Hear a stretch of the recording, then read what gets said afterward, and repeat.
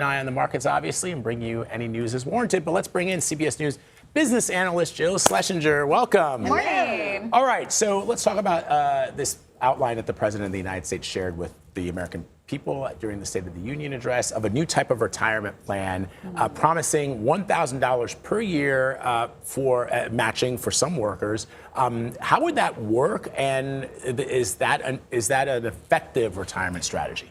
Well, first of all, I guess any saving, right? Yeah, exactly right. Exactly. You know, what's really interesting is under President Obama, there was a type of product that was introduced called the MyRA, so MYRA. Okay. And these were retirement accounts that were basically about to put into place something like what President Trump just mentioned. So essentially, there are about 60 million Americans who don't have access to a retirement account through their work. They work at small companies, they work part-time. So these accounts were set up under the Obama framework would be, hey, let's give everyone access, let's make it easy, let's not make it job dependent, let's make it portable, you could take it wherever you go next. 2017 rolls around, then President Trump kills the MyRA.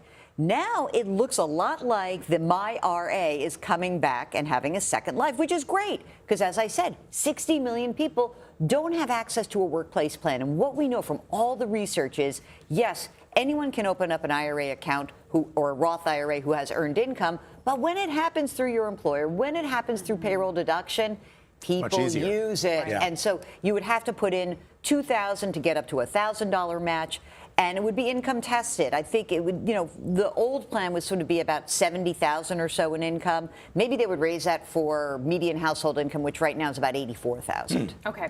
Want to ask about the president's talk about tariffs and tax cuts. Obviously, he's boasting that this is helping the economy. I mean, fact check that for us and tell us how this is really impacting people. I would say that the economy grew by 2.2% last year, measuring from fourth quarter to the year before fourth quarter. So we expanded by 2.2%. The previous year was 2.4%, so we grew more slowly last year than the year before. What happened there? Why did we slow down? I would suggest a couple of things. One is we had tariffs. Tons of uncertainty for a business, right? Two, we had big immigration issues. So a lot of companies that wanted to hire, whether it was construction or farming, they didn't have workers. So in some respects, I would say that the economy did better than expected last year, despite tariffs, not because of tariffs. That's how I think you could interpret the data.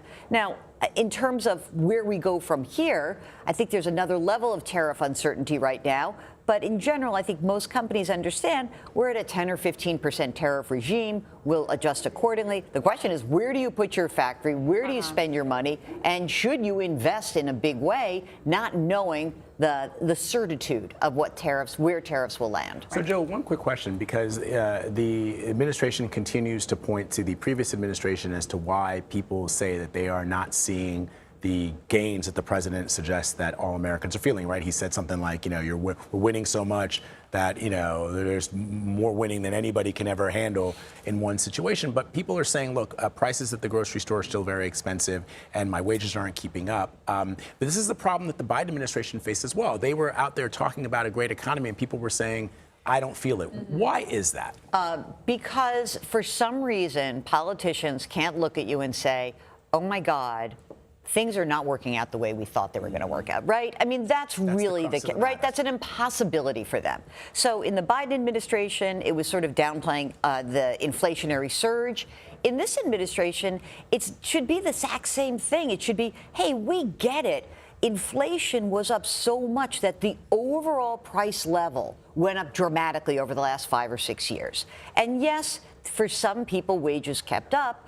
But for a lot of people, just because the rate of increase, the inflation rate, has come down from 9% to 2.5% or 3%, overall prices are still high. And I think that we really have to kind of pull back and say overall prices are not just high because of tariffs, because, yeah, sure, some goods are tariffed, but look at the services. Think about the things you spend the most on every single day. So what is that? Healthcare, childcare, elder care, rent or housing. Those are pretty big categories, and those are not coming down anytime soon. Right. So what we really want to say to people is, hey, you know what?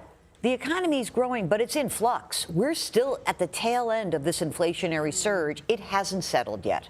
That's it. That's the bottom line. There's no fixing it either, Yeah, by the right. way. Jill, just let us know when you're running for office. Yes. Oh, yeah. I'm going to tell you something. The truth teller will never get elected. That's right. You're too honest, Jill. That's You're it. too I know. Too bad. Jill, thank you as always, Thanks, my friend. Jill. Appreciate it.